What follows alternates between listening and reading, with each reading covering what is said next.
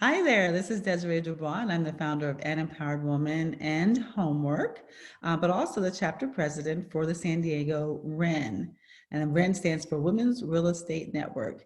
And I have the pleasure of introducing you to my co-host of the WREN San Diego chapter, Angela Sillmon. Good afternoon, Angela. How are you doing today? Good afternoon, Desiree. I'm doing really well. Good. Considering you've been staying at home for the past month, spirits are high. That's good. Well, keep them that way. Keep it. We don't have any idea how long this is going to go, so we may need to, keep it that way. No, I think it's actually. I mean, I think a lot of people are getting a lot done. They're making a lot of great connections, and there's a lot of good that's going to come out of it. Of course, some people, not everyone's going to fare that well, but a majority of the people, I think, are going to be able to find that this benefit. Now, people are starting to think about what's going to happen thereafter. But meanwhile, like just the opportunity to do things like this. I think about this time we've been getting dressed, getting in our car, we'd be on the freeway going somewhere, correct? To some kind of network meeting or some kind of event. So now we get a chance to share this special time together. And what I want to do is that I want to talk to you about you've transitioned from the corporate world into real estate. You've also got involved in our community of WREN, and then you also stepped up and became a co-host of our WREN events. And I want to find out, tell us a little bit about where you came from and what inspired you to make that change. Yeah, definitely. It's been a journey, an exciting one though. Yeah, I worked in corporate America for about 15, 18 years in technology. I was a project manager, helped manage enterprise-wide different initiatives for Fortune 100 and 1,000 companies. It was a great experience. I learned a lot. I met a lot of great people, but ultimately I had a hunger to really just control my own destiny and my own time. And I saw that even though I was moving up in the corporate ladder, I still felt stuck. So I figured there had to be a different way. And about this time, just about a year ago, I was watching TV and I saw an infomercial for Fortune Builders, which is a real estate education company that I ended up joining. And it really changed my world. It helped me to create the business that I own now, which is Peacock Property Solutions. It's a residential redevelopment company. So buy homes, rehab, and then sell them to retail buyers. But more than that, it encouraged me to get involved in the real estate community and to go out and seek, different people who are doing different things within real estate. And I love the creativity and the breadth that real estate offers. I get bored very easily. So I love that not only do you have the opportunity to flip homes, but you can buy mortgage notes, you can be a private lender, storage units, and the list goes on. So I made the switch to full-time real estate last September, and I have not looked back. I've loved every minute of it. It's not been easy, but it's been challenging and worthwhile. One of the pivotal moments I think that have really helped me grow and blossom is joining WREN and being a part of the WREN community. I come from a sports background, played volleyball, Division I volleyball in college. So I understand the importance of having a tribe, as I like to call it. Being around positive, strong, confident men and women, but most specifically women who can share, the challenges of the day and help to build you up when you do have challenges.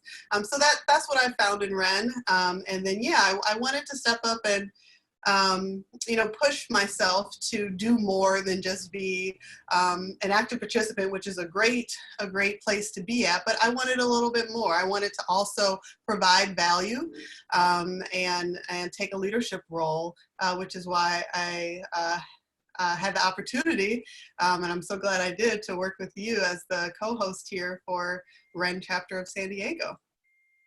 So when you were looking for, backing up a little bit, when you were looking for different opportunities, did you look at other things besides real estate? Had you considered other options?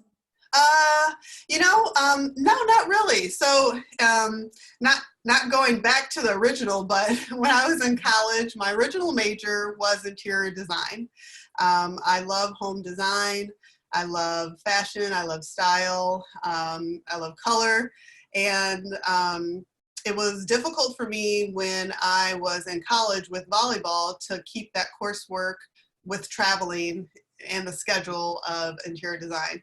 So when I graduated, I always looked for opportunities to get back into the home design. I went back to school and did online classes at one point. I did study for my real estate license while I lived in Chicago. And then as I ascended in my project management career, I had thought about becoming a construction project manager, because I figured that would be another way to dovetail me more into homes and real estate. But not until I discovered, just the career of being able to flip homes, did I realize that there is kind of this, I like to call it the Alice in Wonderland door.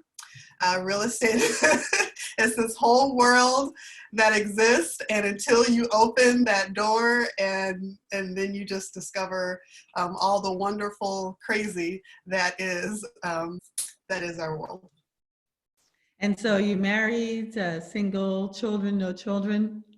I am happily married to my husband. We've been together since 2012. I can't even count. What is that? 8 years. But we've been together for 11, and I have one fur baby, Henry Winston Diego III. He is a 6-pound Yorkie, tiny but mighty. Fantastic. So what did your husband think about you making that transition, putting your corporate job and going into real estate? Yeah, to be honest, he was a little apprehensive. He was a little apprehensive, but supportive at the same time. So he's always said that whatever I set my mind to, I ultimately end up making it happen. So he knew, and he had complete faith in me. But it was a little scary.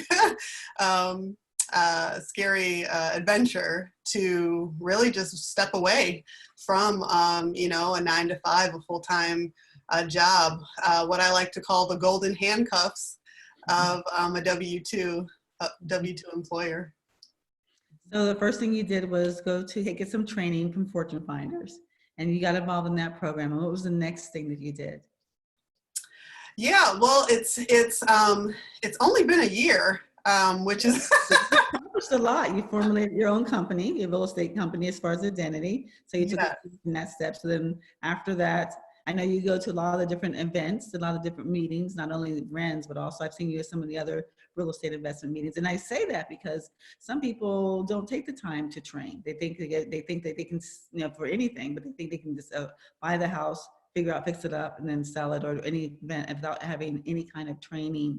And it's not just a training, but it's also being able to networking that goes on, the questions that you can ask and get answered by the people that are presenting, the people that are involved in those industries. And that people sometimes discount that value, not only in the education, but the motivation, the fact that you can look at there and see, okay, yes, this can be done. It's not that difficult, or this person can do it. I can do it. So tell me about what those steps were as far as you got that training from Fortune Fortune Finders to be able to start your company. And then what did you do next? And for those who are listening and trying to figure out that first step, try to take that leap. Totally. No, you make a great point. It goes by so fast you forget all the different steps that you took along the way. Fortune Builders created a really good foundation. Like you said, education is key. Education and networking is key. And really the first couple of months, I took the steps of building my own business. As I'm sure many in business, there's the traditional business books that we've all read. The same goes with being an entrepreneur. You have to get ready for the mindset and the structure that comes with that. So I read E-Myth. I formed my LLC. I got my, email, my website. I created the foundation first so that then when I went out into the world, I had something to stand on. So my next step after my foundation was really networking, networking and acting as if. Or they say it another way, fake till you make it. So I went on Meetup, I went on, Facebook. I really scoured what are the local real estate investment clubs in the area. And I made it a point to attend, 3 to 4 per week. And to start building relationships. I, made sure that I, met the people who were speaking, as well as interacted with those who were, participating in the networking sessions as well. I organized my contacts, made sure I was just on the phone talking to an interior designer that I met 9 months ago, as I'm starting a short-term rental business, and I want her to be my interior designer to, stand up the units. But she was one of the first people I met. I made sure to catalog her in my database, and consistently connect with her. What I love about San Diego is that the networking, it's a big county, it's a big city, but it's small when you get into our community. So going to so many different events, going to WREN events, going to the different ones here in the community, I started to see the same people, and we started to connect and build those relationships. That dovetailed me into mortgage notes as well. So I have purchased my second mortgage note. My first one was a joint venture. This one I'm managing on my own. That allowed me to do my rehab and have the contacts with my realtors and my contractors and my escrow and title company, because of the networking. Okay. So you mentioned, so you did a rehab and you did it with a partner, is that correct? And Yeah. how did you meet the partner? Was that part of as a result of their networking, or was that a personal friend from prior to? It is. It's a part of the networking. The real estate education company that I go to, they offer boot camps about once a month. So I made it a point, just like the local networking events, to go to one of these boot camps. And there, as we were introducing ourselves within the room, my partner, whose name also is Angela S. from San Diego, we connected off of that. And then we, just started talking, and originally we just set up weekly, bi-weekly kind of accountability buddies. We were both starting our career at the same time. We were both transitioning from corporate America, and at that stage we didn't know that we were going to joint venture. We just knew that this was someone who was on the same path, and we were both hungry, and we wanted to help each other and hold each other accountable. So that's what we did, and we met like once a week, every other week, talked through our steps, and then when the opportunity presented itself, it made sense for us to partner. It helped to balance the workload. Being an entrepreneur, you do wear many hats, all the hats, all the hats, until you learn how to outsource and or partner or hire contractors. Mm-hmm. So yes, the partnership was great. She has a sales and marketing background, and then I have the project management and operations background. So we were both, even though we were new, able to feed off of each other's strengths, balance our weaknesses, and do the project together. Okay, so what you did is you purchased. How did you find the property? Yes, so finding the property. So Redfin, I love Redfin, one, because they're a technology company. So I was looking on, Redfin, Zillow, all the different sites on a daily basis. I set up searches, and when I found a property that met my criteria, and my criteria, to stay close to home first. You want to crawl before you walk before you run. So I was targeting no more than 10 miles distance from where I lived. And as I saw a property, I knew I had done the market research for my zip code. I knew what the medium home prices were for 1 bedrooms, 2 bedrooms, and condos. I knew what the going purchase price for distressed properties were, as well as what the aftermarket or after renovation value was as well. So when a property came across the search, I called the listing agent directly and talked to him to understand what was the seller's story. Why were they selling at this time? What were some of the key aspects that would motivate them? What were the things that they needed to help make that process smooth for them? You know, it goes back to being real estate is not just about buildings. It really is a people business. So within your, you know, relationships you build in partnerships, it's really the same when you're working, you know, on your projects with any vendors or contractors. So I wanted to form that relationship with the listing agent, and I think that helped to acquire the property. Not always gonna be the linchpin, right? Sometimes money is the motivator, but I think it helped in this situation. So yeah, found the property on Redfin, talked directly to the listing agent, and really within 4 days of seeing the property and negotiating, we settled on a price that was 45 under asking, 45,000 under asking. Fantastic. And so you purchased it, you got ladies rehabbed it, and then you sold it already. Yes. Yes. So it was a turn time of 3 months, which was being a project manager, you have to have a plan. You have to have a plan and several exit strategies. So we made the plan, we worked the plan, we were successful in the plan. And so did you achieve what you wanted to achieve as far as like the end goal? Actually more. Our ARV was at 420, and we sold the property at 445,000. So we were 25,000 over our anticipated sale price. Fantastic. Congratulations. You know, and then a couple of points I want to bring up that you've made along the way. One of them is that even when you made the transition from your corporate job, there was a little, you know, concern and there's a little, you know, hesitancy or concern. You actually moved through that. You did it anyway. You know, you decided this is, you made up your mind, this is what you wanted to do, and you did it. The next thing is that you realized and you appreciated the fact that other people, you need to learn more and other people knew more. So you embraced the education, you know, and that you realize that you needed people. And I say this because sometimes people think they don't need to join networking groups or they don't find the value. So I'm pointing this out is that, so you found the value in networking and taking the additional education for the boot camp.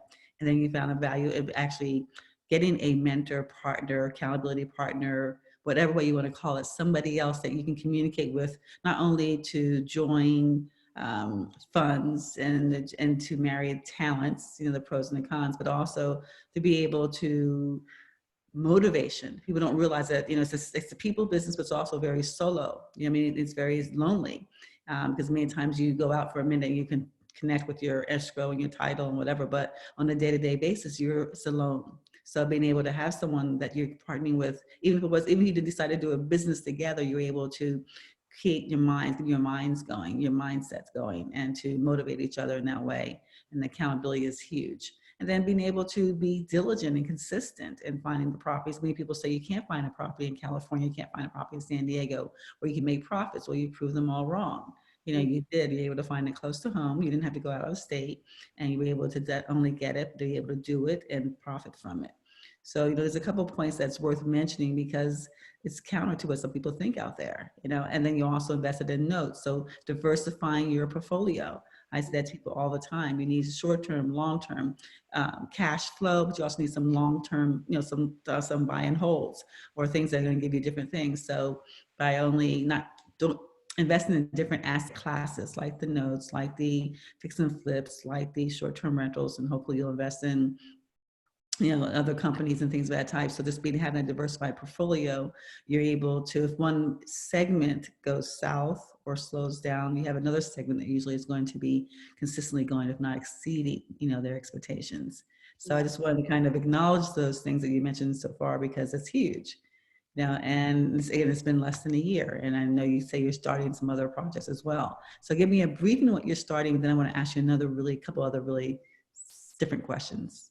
Yeah, no, thank you. So my next, I've started a new business, Peacock Boutique Bungalows, and this is going to be corporate housing, so short-term corporate housing. And really the thought process behind it is this will enable me to have a steady stream of cash flow while I'm able to still, work on the rehabs, which, have a longer payout with the construction and the rehab and the sale. Mm-hmm. Fantastic. So it's that short term, that long term, the diversification in your revenue, and also the different classes. So women's real estate network. Why should women get involved in real estate? What has it done to you as a woman and as, just as an individual? What are your blessings that you received as a result of being a woman in real estate in this day and time? I'd say freedom. Although I'm not, I haven't reached my financial freedom goal, I feel so blessed for the opportunity to be able to wake up every day and decide what my day looks like. And not everybody can say that. And it was an active and diligent choice that I made. And it's one that other women can make. I know that we as women, we hold a lot on our shoulders, whether we are speaking about it or it's internal. And you really do need a village to help you, be successful. But one of the things that I realized is that we can't do it all. And I don't want to do it all. I want to do everything I want to do when I want to do it, if that makes sense. Mm-hmm. So working a 9-to-5 and then coming home and then having, being able to take care of children and husbands. And it is a lot, and it's stressful and it's tiring. So I wanted the choice to be able to work, but work around my life or work within my life. And I think that's the freedom that real estate gives women, especially women who want to have children, women who have multiple different business ideas, women who have partners. You're not boxed into a time zone. You're really able to choose your own adventure with the freedom of being in real estate.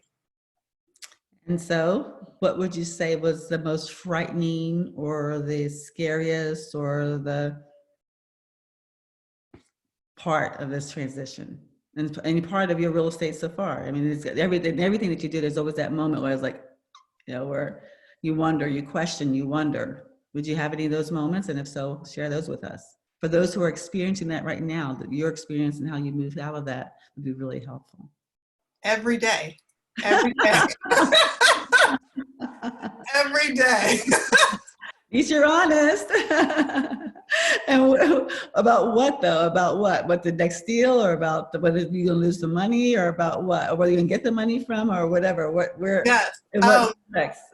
Yeah. No, I'm trying to remember. I have a horrible memory, which is why I write everything down. But I visited South Africa and Nelson Mandela's museum several years ago, and one of his quotes, and I'm going to get it incorrect, but it's about courage and fear, and how you may be fearful of something, but courage is doing it anyways. And that's daily. I mean, this is a brand new business, industry, terminology, mathematics, people, and the list goes on. So every day I really experience something that is new and that is out of my comfort zone. Starting the short-term rental business, I just did my first flip. Why wouldn't I do another one right away? But I see an opportunity that can be beneficial and allow me to bring added value to the marketplace. Am I going to be able to do it? Is a question that I ask myself every day. But I think it's a choice to know that I can do anything that I set my mind to with the proper education, with the proper determination, with the right network of supportive people around you, friends and family, and just taking it one step at a time. Okay, and I'm assuming, but I could be wrong, that you had access to assets, to funds as a result of your retirement, your packages or savings or something like that to start with. And I say that because a lot of women don't have that, and I want to be able to share with them what the options are if they don't have the funds. So is that a correct assumption that you had something to work with for that first? That is, yeah. It was a strategy that had been in the making for a couple of years. We moved from Seattle to San Diego, and we decided to quit our jobs and see what happens. But there was still a plan, and the plan was we saved. But then when we got here, we were fortunate to have jobs, so that nest egg that we had saved was still available to use. We also, which was a part of our education, because I would not have known about this, and WREN and the women in the network have exposed me and a lot of other women to the ability to use your IRAs and your 401ks. So like I'd been in, corporate America for 18 years and had been building up a nest egg. And once I learned the opportunity of using that for investments, that really is what opened the opportunity for me to invest in the mortgage notes. Great, fantastic. That's a good note. I mean, good point, because a lot of women are transitioning and they do have that. And they don't realize that they have that. Like they can utilize that self-directed IRAs for a real estate investment or other investment types. Some people have insurance policies that allow them to draw upon it, or, or if it's not yourself, it could be when you partner with somebody that does. So, if there's a will, there's a way from that. So in closing, you decided to become a WREN chapter co-host. I thank you for supporting me and building this chapter. You've immersed yourself even more so. But in closing, what message would you like to leave our listeners with today? What would you like to say to the women out there that want that freedom, that want that flexibility, that want that lifestyle, want that success? I want to sound very profound here, but there we go. I'm just gonna boil it down to Nike. Just do it.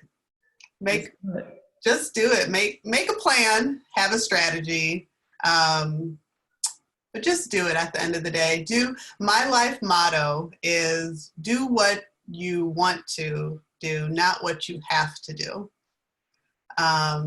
And all of us as women and individuals have the ability to cultivate the life that we want to live. So think about it, dream about it, and then just do it. Fantastic. So with that, I want to invite everyone who's listening, every woman that's out there that wants to get involved in real estate, that wants to learn more about real estate, that wants to network with people that are in real estate, or just want to be a part of that world. Many times people will be on the sidelines for a while before they actually jump in. So no matter where you are in your journey, join us. We have WREN, we have different chapters from San Diego to Los Angeles to Orange County to Seattle, Washington, maybe in a couple other areas, but whatever it is, it's just a fantastic group of women that is their dedication. And more importantly, it's a group of women that share, that it's not, it's not all, you're part of a group, not in a group, you're part of a group. We share, we help resource, we help support, we help in many different ways. And so we are doing our virtual events currently as a result of our situation, but we do live events. And as soon as we start live events, they're monthly events, but we're having virtual happy hours, we're having virtual meetings, we're having virtual events. So you even expands the amount of people that you're able to connect with, because we have now on those virtual events, not just people in our chapter, people in all of our chapters from all over the world. I believe she said we have people from out of the United States. So how cool is that, to be able to connect with women that are that involved and that are truly doing it? There's people that are thinking about it, but also a lot of us are doing it or have done it. So just join us. It's a very, very small investment. for the return. It's like amazing. So it's a very small investment. Go to our websites, become a member of WREN, and hop on and just get involved. And you too can have that success. And until we meet again, stay empowered. Thank you so much, Angela, for sharing, for this time of sharing, because I think people need to see it to know that how real it is and how real it can become. So thank you so much. And I thank you for joining us. And if you want to live where you work where you live anywhere in the world, think about homework. This is Desiree and Angela from WREN, Women's Real Estate Network. Until we meet again, stay empowered.